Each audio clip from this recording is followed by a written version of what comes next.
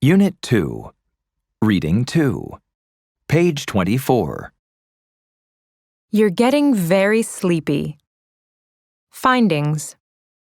Many people are surprised to learn that researchers have discovered a single treatment that has many benefits.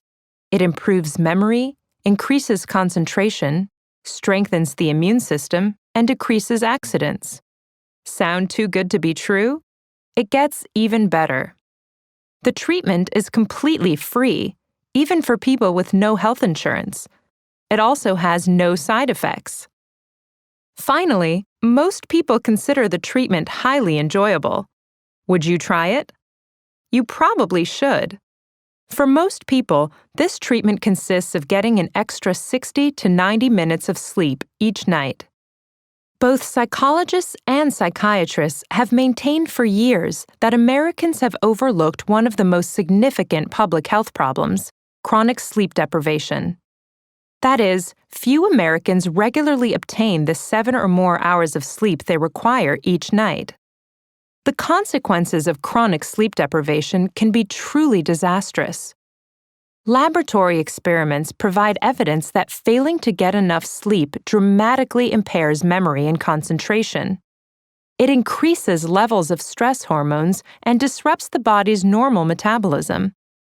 Research outside the laboratory further suggests that long-term sleep deprivation leads to greater susceptibility to motor vehicle accidents.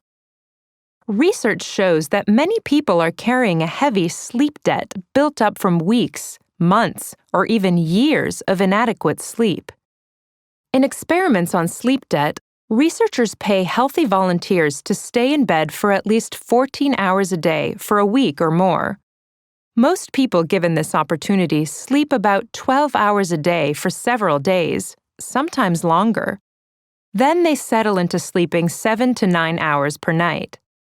As William Dement put it, this means that millions of us are living a less than optimal life and performing at a less than optimal level, impaired by an amount of sleep debt that we're not even aware we carry. But is carrying a sleep debt really so harmful?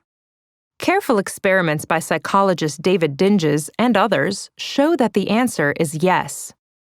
Dinges and colleagues recruit healthy young volunteers who live continuously in Dinges' sleep laboratory for 10 to 20 days. Dinges randomly assigns them to different amounts and patterns of sleep over time.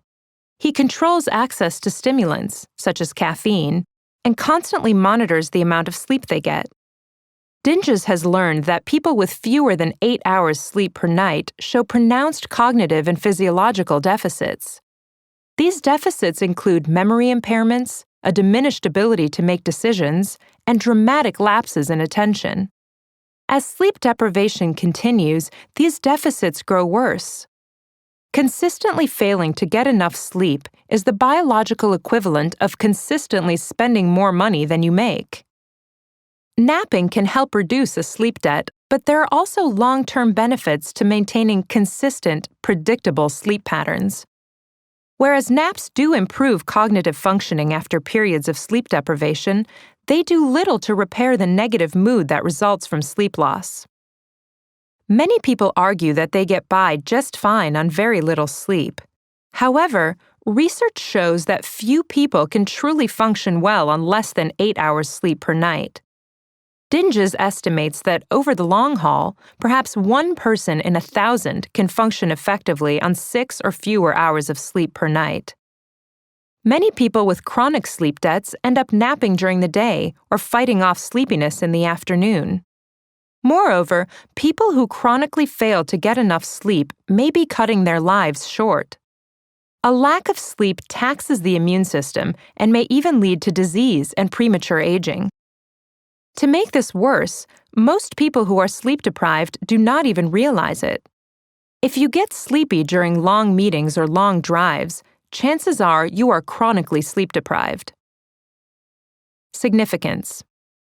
The National Highway Traffic Safety Administration estimates that drowsy or fatigued driving leads to more than 100,000 motor vehicle crashes per year. Even small disruptions in sleep can wreak havoc on safety and performance.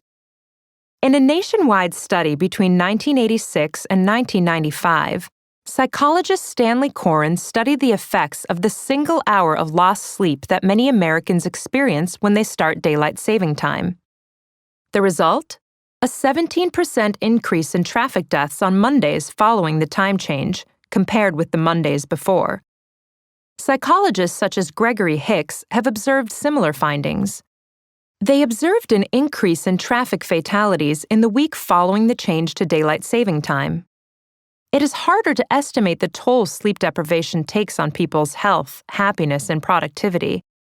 But according to the National Sleep Foundation, the annual loss in worker productivity due to sleeplessness is about $18 billion.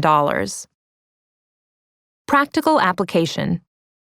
In light of the dramatic public health consequences of sleep deprivation and unhealthy sleep patterns, the National Sleep Foundation, NSF, established National Sleep Awareness Week.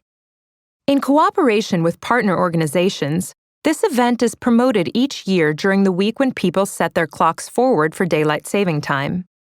In 2003, the NSF reported that about 600 sleep centers in North America sponsored instructional activities in local communities during National Sleep Awareness Week.